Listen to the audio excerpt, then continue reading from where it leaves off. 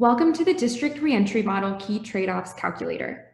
As your district considers different reentry models, we hope this calculator can help you embed cost considerations and resource trade-offs into the decision-making process.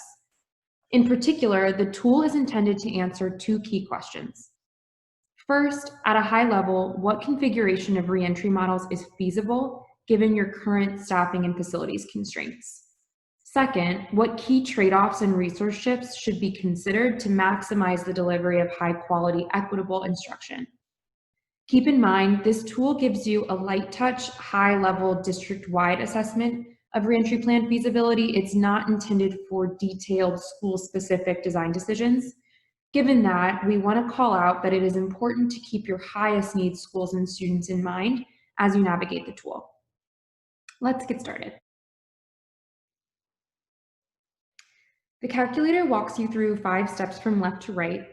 A note on the cell colors: all instructions are highlighted in light blue. The input cells that you can edit are highlighted in yellow. These are the only cells that you should be editing or typing data into. And then any notes to help you read and interpret the data are highlighted in gray. So let's get started with an example. First, we need to enter our student data. So in the yellow cells, you should replace the sample enrollment data with your own district data. Once you're done there, you can scroll down and there's space for you to enter the % of students that will be served in a self-contained setting, as those students should be considered outside of the calculator. Beneath that, there's space for you to enter the % of students that you predict will opt in to a 100% remote instruction model for health or family reasons. Put your best estimate based on the input you've collected from families so far, or consider a process to collect that input ASAP if you haven't already. If you leave this field blank, the calculator will assume 0 students will opt in to that 100% remote model. Next, if you scroll down, there's space to enter information about your staffing. Here is where you'll enter school year 2021 general education instructional staff across school levels. So across elementary, middle, and high school. You should separate those staff into 3 categories. The first category is teachers with primary instructional responsibility for students. At the elementary level, this is homeroom teachers. And at the secondary level, it's teachers of record. The second category is staff who are certified teachers but don't have primary instructional responsibility for students. So think specials teachers in elementary schools and push-in interventionists at the middle school and high school level. And then the third category would be non-certified instructional staff, such as a TA, a general education TA. When you've done entering in your staffing, scroll down a bit more, and there's space for you to enter in some information about your middle school and high school schedule. Here's where you'll enter in the standard periods in a student day and a teacher day. The calculator is using this information to calculate teacher utilization that accounts for teacher planning time when it's calculating the required number of FTEs. In elementary school, you'll notice that the utilization calculates at 100%. This is because it's assuming a full homeroom teacher per section and that other teachers, such as specials teachers, are available to provide coverage for planning. If you scroll down a bit more, there's space to input the number of physical classrooms available by school level. You should exclude, though, any classrooms that you've already set aside for self-contained students with disabilities and classrooms that aren't large enough to fit your entire target in-person group size while physical distancing. And the last input into this model is the maximum number of students per classroom that you can fit with social distancing. So in this example, we've input 14. If we scroll back up, next we'll get started with step 2. In this step, you will identify any students who will be served in a 100% remote or 100% in-person model and set your target staffing ratios for those models. Any students not assigned to one of those models will be considered for a hybrid model in the next step. It's important to consider equity impacts as you make these decisions. Think specifically how the assignment of students to 100% in-person, 100% remote, or hybrid settings will specifically serve students of color and students with higher needs. In my example, I will prioritize kindergarten for 100% in-person support, and I will identify 11th and 12th graders for 100% remote instruction. To do this, I will select the drop-down next to kindergarten and click on 100% in person, and I'll do the same on the remote side for 11th and 12th grade, 100% remote. You'll notice that the model will kind of gray out the other option just to make sure you don't double count students. Next, I will need to determine my in-person group sizes and my 100% remote staffing ratios. For my elementary school in-person group size, that would apply to the kindergartners I identified, I should think about the social distancing mandates that are applicable, as well as any physical classroom maximums to determine this number. In my example, I'll input 12.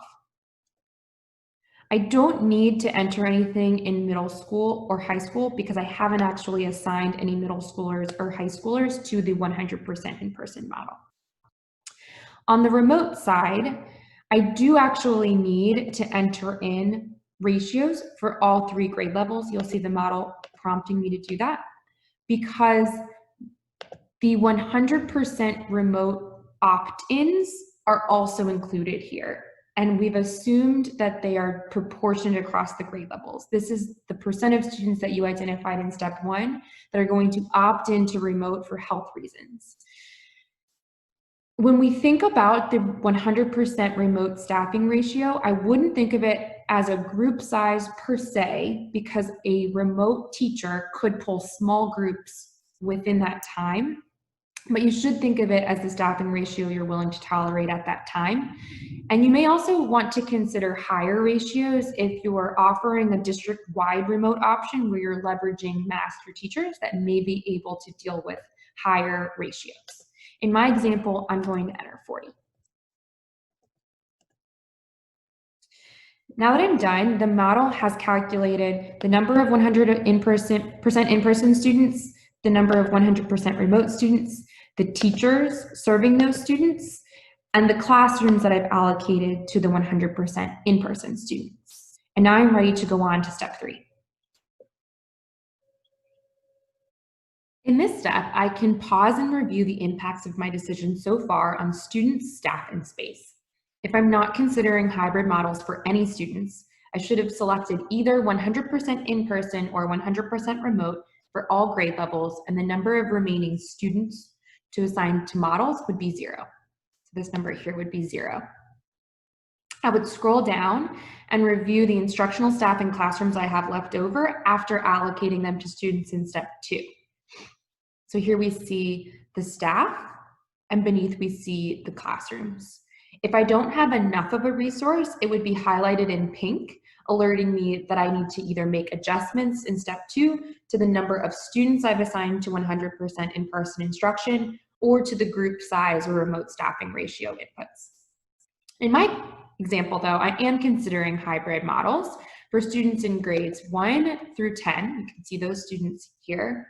We call these students hybrid eligible enrollment, and that's because we're considering them for a hybrid format, but we haven't actually yet determined if that's feasible. We'll do that in step 4. If I scroll down, I can review the instructional staff that has not yet been allocated to 100% in person or to 100% remote students. And so these are staff that are available to support hybrid eligible students. Similarly, I can review the remaining classrooms that are available to support the in-person component of hybrid instruction. Once I'm done reviewing, I'll move on to step 4. This step is where I can understand the viability of hybrid models for the remaining students I'm considering. So a reminder that all 100% remote and 100% in-person students, staff, and space are excluded from these calculations moving forward. So first, I will enter in what my ideal in-person group sizes and remote staffing ratios are for hybrid instruction. So in my example, I'm just going to enter in 12 and 40 like I've done before, but you could enter in something different. For now, I'm not going to worry about repurposing staff, but I'll come back to that in a minute. You'll notice when I've entered in my desired ratios that these green tables began populating on the right. These tables are showing me for each in-person group size, remote staffing ratio combination, what is the percent of hybrid eligible students that I could serve in person on one day in an AB schedule.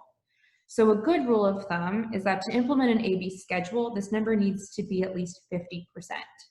If it's too low, I could consider a hybrid model, but it would have to be a less staffing intensive one, maybe an ABC or ABCD model.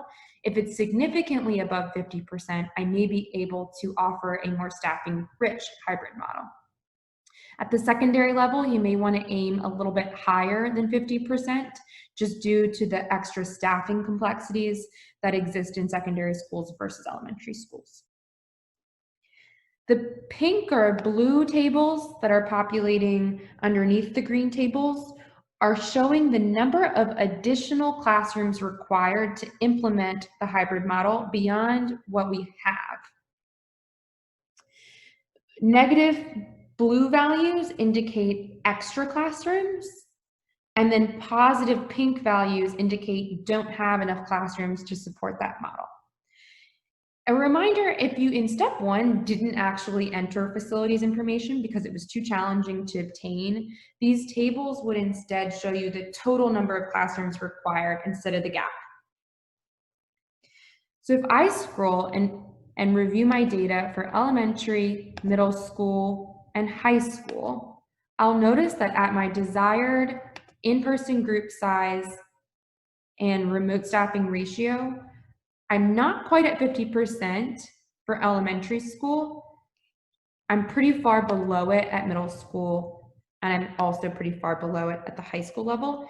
So it looks like at middle school and high school levels, it's going to be challenging to offer hybrid instruction unless the group sizes are significantly higher, up at 14, for example. On the positive side, it is showing me that I have enough physical space or classrooms to implement this model because I'm seeing blue cells here. So based on that, I have a couple of options. I could consider repurposing other certified teachers as homeroom instructors or teachers of record. I could do the same with non-certified instructional staff. That was the TAs if it's contractually allowed. So to do that, I'll enter the percent of those staff that I intend to repurpose here. So I'm going to repurpose 50% of the certified teachers at the elementary schools. That's basically specials teachers. And I can suddenly see that by doing that, I now have enough teachers to implement a hybrid AB model at my 12 group size, 40 remote staffing ratio point. At the middle school and high school level, I'm going to try and repurpose 100% of the interventionists by entering that here. I'll scroll down to see what happened, and I can see that I'm still not quite at the 50%, or in high school, more than 50% threshold that I'll need. So I'll need to go back to step 2 and assign more students to remote models. So let's scroll back and assign the 10th graders there. Back to step 2, 10th grade, I'm going to assign them to be 100% remote. And let's see how that impacts our ability to offer hybrid instruction in the high school. Great. So you can see now I can definitely offer a very rich hybrid instruction model at the high school level. And so that would be for the 9th graders, right? That's the only set of students I hadn't yet assigned to 100% remote models. The last sensitivity table here is showing a roll-up of the facilities across school levels to see if I have enough classrooms to implement, if I was able to repurpose those classrooms across school levels. For example, use high school classrooms to serve elementary students. In my example, I have enough classrooms at every level anyways, but it could be helpful for you. Now let's go on to step 5.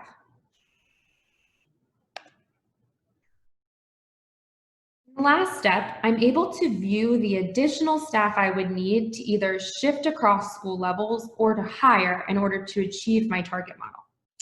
In my example, you might remember I was not quite able to implement the hybrid model in the middle school at my desired group size staffing ratio combination.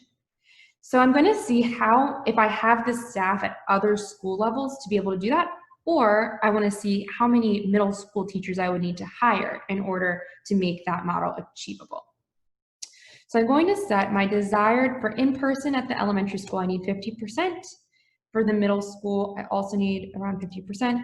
At the high school, I'm going to say 75%, just because of that increased complexity with high school staffing.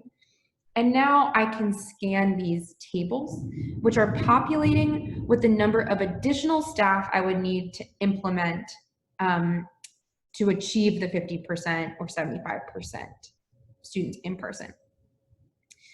If I have excess teachers, kind of similarly to the facilities formatting, it will show in blue and it will be negative. So I can see at the elementary school, I actually have 22 extra teachers.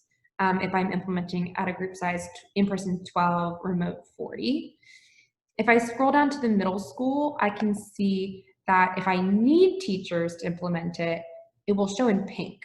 Or in this case, it's very light pink, but it is pink. And it's telling me I need 20 additional teachers in order to implement this. At the high school, I can see if I'm only targeting that 75% in person, that's a staffing richness metric. I'll end up with some extra teachers at the high school level as well. And the facilities calculations update for this new scenario as well. Similar to the last step, there is a rolled up version at the district-wide level, but this time for the number of additional teachers needed. This is telling you if you were comfortable moving staff across school levels, do you have enough in total to implement your models if you needed 50% in person for middle school, for elementary and middle, and 75% for high school. And this one does tell you, yes, you would actually end up with 82 extra teachers and 945 extra classrooms to achieve this. So we hope that this tool will be a helpful resource for you as you're considering which of these models is viable for your district. Make sure to subscribe to the ERS newsletter and check the website to get the most up-to-date versions of these tools and new tools that are being released.